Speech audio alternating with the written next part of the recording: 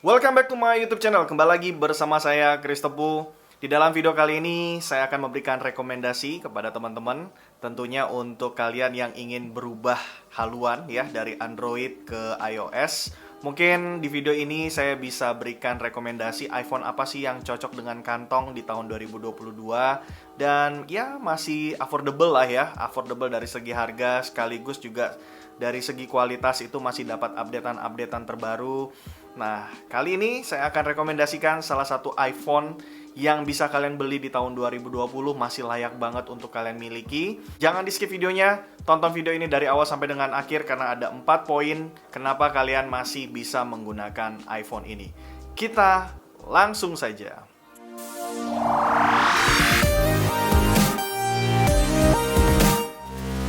Ya, sesuai dengan judulnya, di dalam video kali ini saya akan menjelaskan kepada kalian kenapa sih iPhone 7 ini masih layak dimiliki di tahun 2022 ini.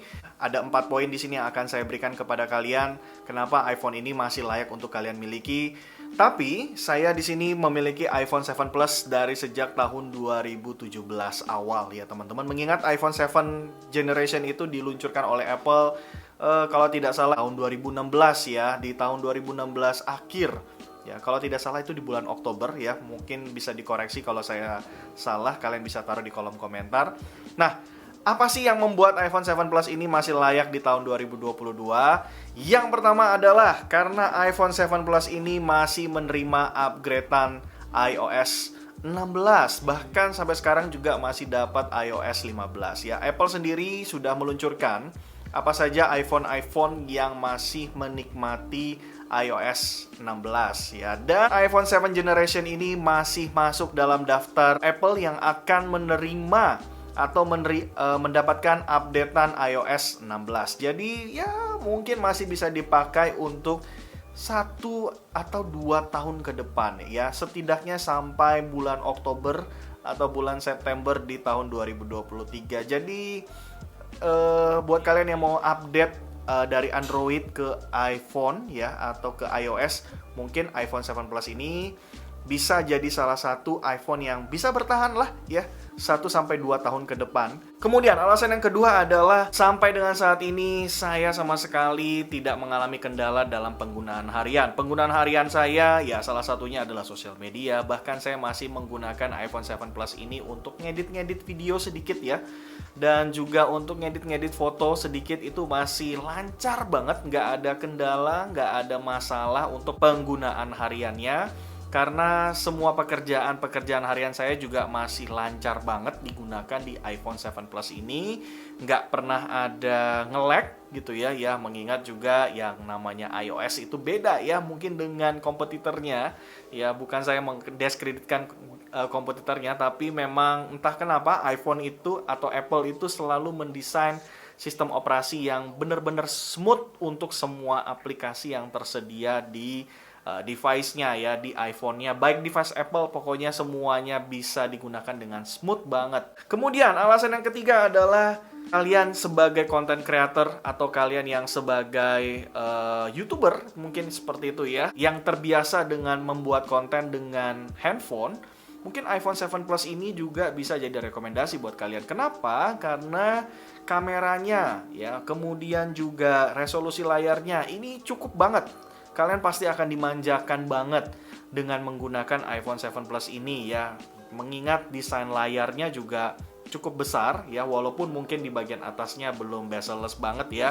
Jadi masih ada bagian-bagian yang belum full dengan layarnya, tapi menurut saya ini nggak terlalu mengganggu karena kalian tetap saja mendapatkan desain yang cukup besar, cukup lebar untuk mengedit ya, untuk merekam, untuk mengambil gambar itu masih nyaman banget karena desain layarnya yang cukup lebar ya. Ya menurut saya ini masih oke banget lah ya.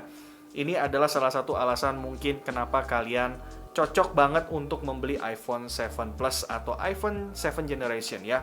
Alasan yang keempat adalah desainnya yang lifetime. Kenapa saya bilang desainnya yang lifetime ya? Desainnya ini menurut saya iPhone 7 Generation ini adalah desain yang paling oke ya, karena dia tipis ya, itu yang pertama. iPhone 7 generation ini desainnya masih digunakan sampai iPhone 11. Desainnya yang agak sedikit melengkung ya di bagian sisinya dan tipis ya, ketipisannya ini masih iPhone 11 itu masih digunakan teman-teman. Jadi menurut saya ini desain yang lifetime ya, dan desainnya juga compact ya. Jadi teman-teman akan merasakan sekali bahwa iPhone itu benar-benar compact banget ya, build quality-nya juga bagus gitu ya. Jadi kalian gak akan komplain lah dengan desainnya, dengan build quality-nya. Itu dia alasan yang keempat, dan mungkin ini alasan yang kelima tambahan dari saya. Alasannya adalah mungkin iPhone 7 Plus ini harganya sekarang sudah jauh banget dari harga keluarnya ya. Waktu pertama kali saya beli ini